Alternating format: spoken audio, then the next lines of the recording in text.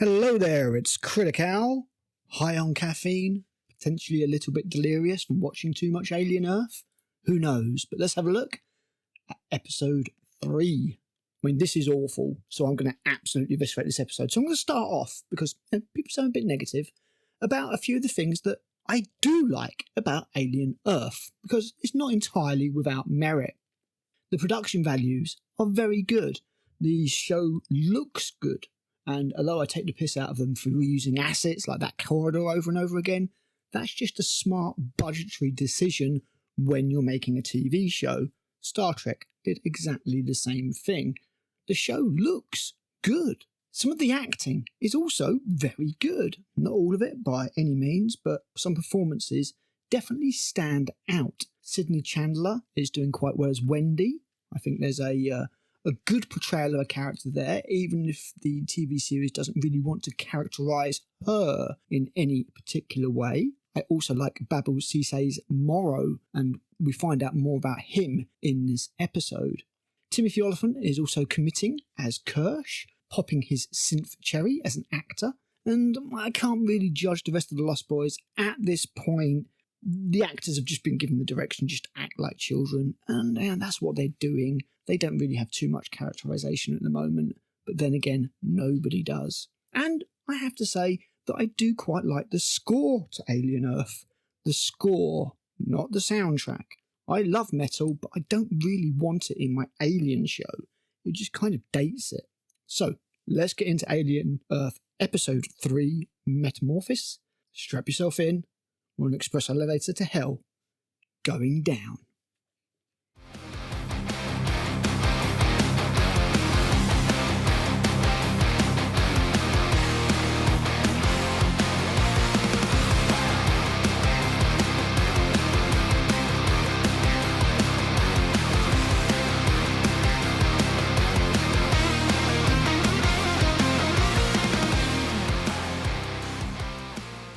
We start off with the Lost Boys in the lab on board the Maginot the Nostromo.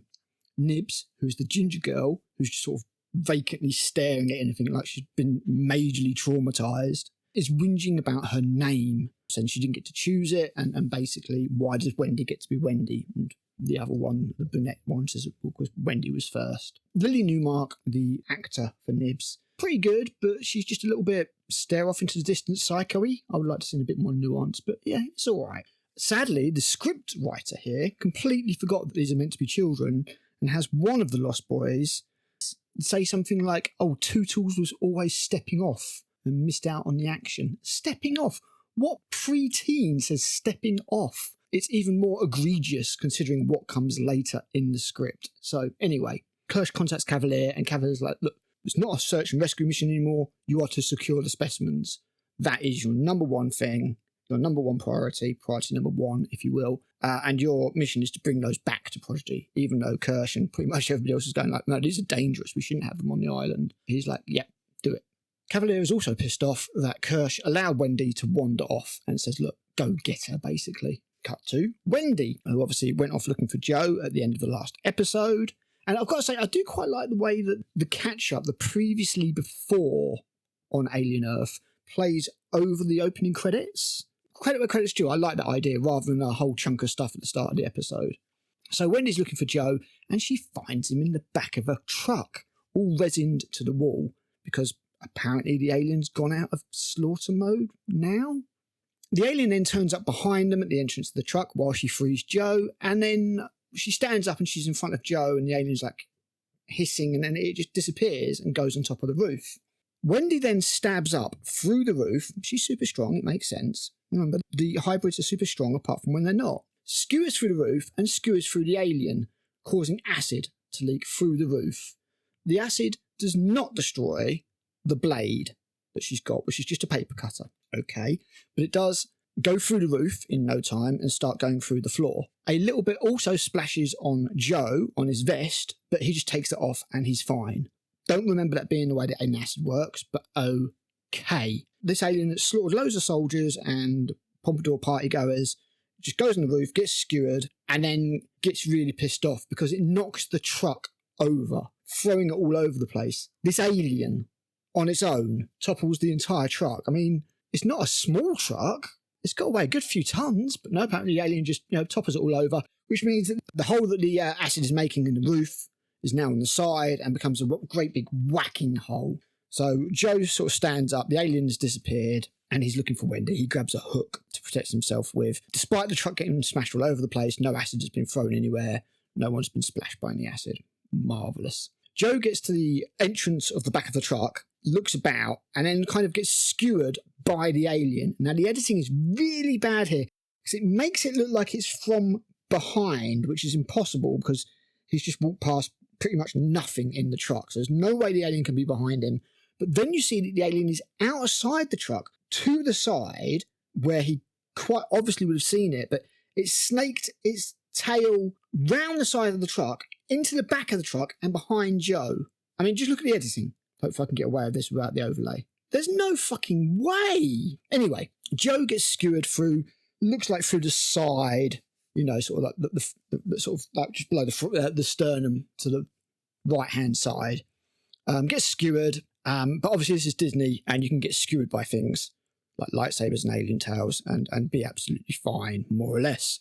So he should be dead, especially as not only does he get stabbed, the alien then throws him dozens of feet away and like sort of would rip through the wound and everything. I mean, he'd bleed out in no time. But no, apparently he's fine. The alien chases after him and straddles him. It's got his tongue out and everything. It's like, yeah. Hasn't killed him because it's out of slaughter mode. It's got its fill. It's fine. Wendy appears out of nowhere with the hook that got thrown to the side when Joe got thrown and hooks the alien through its tongue. No acid drips on Joe, and she pulls the alien off Joe, and she's having like this tug of war with the alien, trying to drag it towards like an open gate, pulling it along with this hook and its tongue. So, Wendy's strong, we get that, that's fine. The alien, which managed to skew Joe literally a minute ago, seems to have lost all use of its tail and doesn't use it to skewer Wendy. She drags the alien into the room, spins it round so that she's on the outside and the alien's on the inside. Joe stands up, goes to close the door, closes the door, but before the door closes or before the gate closes, the alien drags her in. She's dead, right? No. Joe finally opens the door and she's soloed the alien with a short blade. She's decapitated the damn thing. There's acid melting through the floor. The blade's fine. What is this blade made out of? Make spaceships and marine armour out of it immediately. So she then has a little bit of white liquid run down her forehead and falls over. Joe finally remembers that he is basically mortally wounded, coughs up a load of blood, and then lies down next to her. We are 10 minutes into the episode, and the bullshit meter's through the roof. I'll say it again. She solos the alien with a blade, does not get splashed by acid anyway, and the blade's not even melted. So they lie on the floor. Look where Joe's holding the wound. Remember that. You think the kidneys, maybe the liver got damaged? That would be about it. Anyway. We then go to Slightly. Slightly is guarding the omelette, as Wendy told him to, which is the alien eggs, obviously. Now, I need to say this quickly. The alien eggs in the episode previous had this laser thing over them because they're trying to remind you of Alien. But that laser thing was purely on board the engineer's ship. It had nothing to do with the aliens. They're not xenomorph lasers. That's why you don't see them in Aliens, in the Alien Queen's chamber. I mean, did you watch Aliens at all? So anyway, Slightly's guarding the omelette, and the Black Lost Boy turns up. I think it's Smee. I want to say it's Smee, but I can't be sure. Anyway, he turns up, and I'm not even kidding. Like, he's telling him about what happened at the lab and everything like that. And they're like, bro, dude, for like a good couple of minutes. This is meant to be 2120, 100 years in the future. And they're still going to be saying bro and dude. It's as if, like, we were here saying verily I verily think this episode of entertainment is rather lacking. What the fuck? Talk about dating it. It's not like everybody in Alien was running around saying groovy just because it was the 70s. Oh, I want to give the scriptwriters a slap. Moving on before I go completely insane. Morrow ambushes the pair of them and works out pretty quickly that the kids are kind of... There's something not right about these two synths. He thinks they're synths, but they're acting like children. So it's like, hang on, something's not quite right here. We actually get a bit of, and I'll give them credit, a bit of half-decent characterisation from Morrow. Some of the dialogue here is not completely flat-out, pants-on-head retarded. There's something half-decent there. But Morrow sort of like, after downloading the information from the Maginot, the information about the alien specimens, puts a patch on slightly, pretends to attack him, puts a patch on him. Kirsch turns up and saves them, and basically says to the cyborg, this is our property, get lost kind of thing. That's the end of that. Joe and Wendy are recovered, and we get a little throwback to a power loader, like a little forklift with power loader arms, and everyone returns to Prodigy, the island. Wendy's badly damaged, Cavalier's being a bit of an arsehole about it, and he's also pretty stupid because he goes to the alien specimens and nearly gets face-huggered. In fact, the face-hugger is extremely tentative inside the egg. Like, it should have got him. But anyway, Kirsch saves him. He's like, look, it gestates inside a human host. I don't know why they're saying at this point it gestates inside a human host. These eggs are alien. They have come from the far reaches of space. An organic host might have made sense for Kirsch to say. But a human host? Considering that the Maginot and Nostromo has been on an exploratory mission to recover these specimens. But I guess that's just me nitpicking, in all honesty. So Kirsch is like, get out, you muppet. You nearly got huggered. Gavin says, okay, synths only from now on, working on this. Morrow is wandering the streets of New Siam and nicks a stolen phone and then phones Yutani. He confirms that the Maginot was sabotaged, which makes me think that maybe we will get another scene with him. A bit of that boomerang storytelling that I'm not really a fan of, kind of trying to make it non-linear. So I imagine what's going to happen is we're going to build up to a massive cliffhanger or a mic drop scene on Prodigy, and then we're going to bugger off for an entire episode back to the Maginot and Nostromo to show what happened there.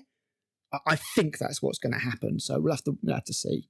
The New Zealand lost boy, or she might be Australian, goes to see Cavalier, and she wants to be his favourite, not Wendy, because Wendy is Cavalier's favourite because she was first. She says, look, all Wendy thinks about is her brother. I can think. I want to be more. I want to be like you.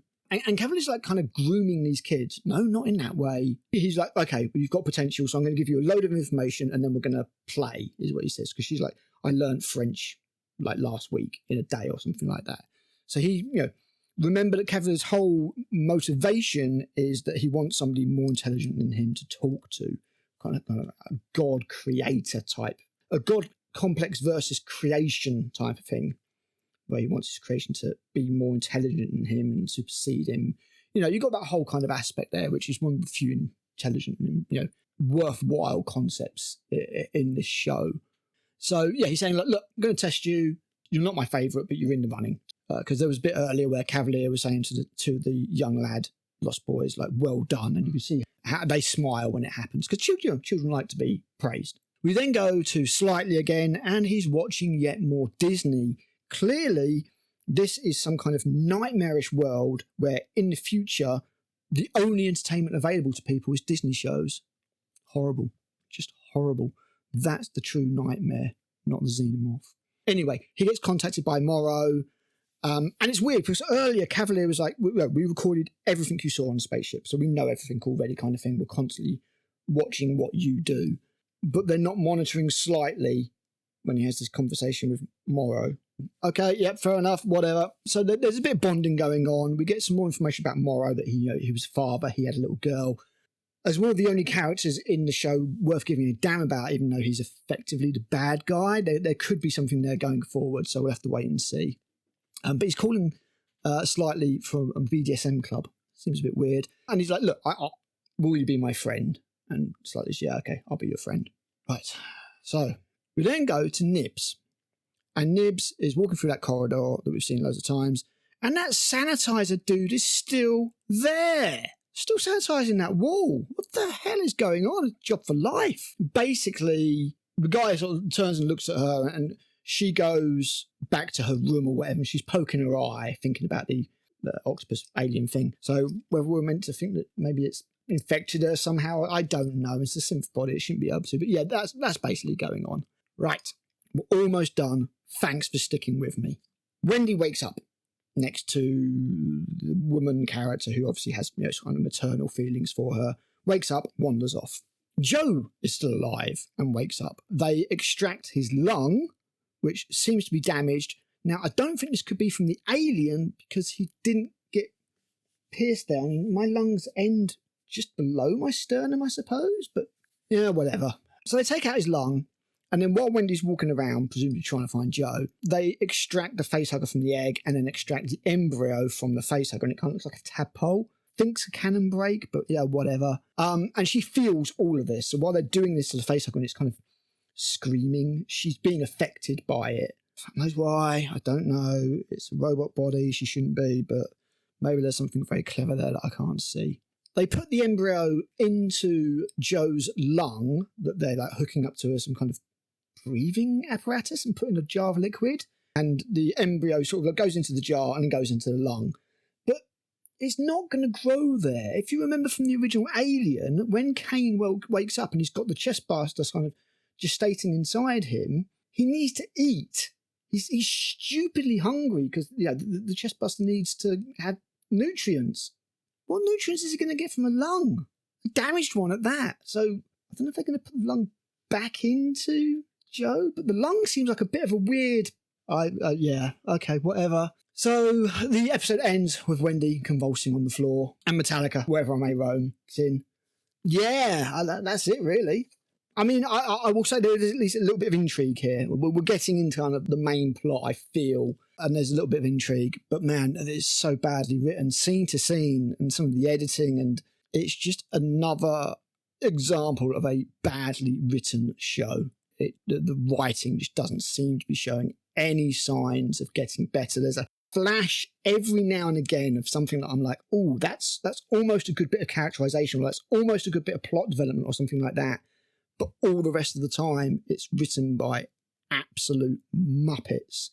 At this point, I'm actually more curious just to see what metal cut they're going to use for the credits next episode. The actual show itself has very little hold on me. Morbidly curious to see what they did to Joe. Are they going to put lung back in him? Are they going to try and develop the embryo outside of them? Why are they doing these things? The whole Wendy thing sounds like it's going to be stupid. With a foreboding that is born of years and years of this kind of thing, I'm getting a girl who is the key to everything vibe from the show at the moment. But, let's wait and see. So that's 3 episodes down. I am up to date. Copyright put me back a little bit, but back up to schedule now. And I will be watching episode 4 on Wednesday when it releases, and hope to get a review to you real quick, sort of potentially the day after.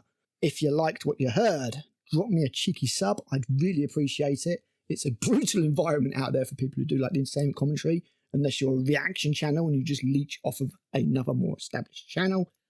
And if you didn't like it, hey, drop me a line. Let me know what you think, what you thought I could do better.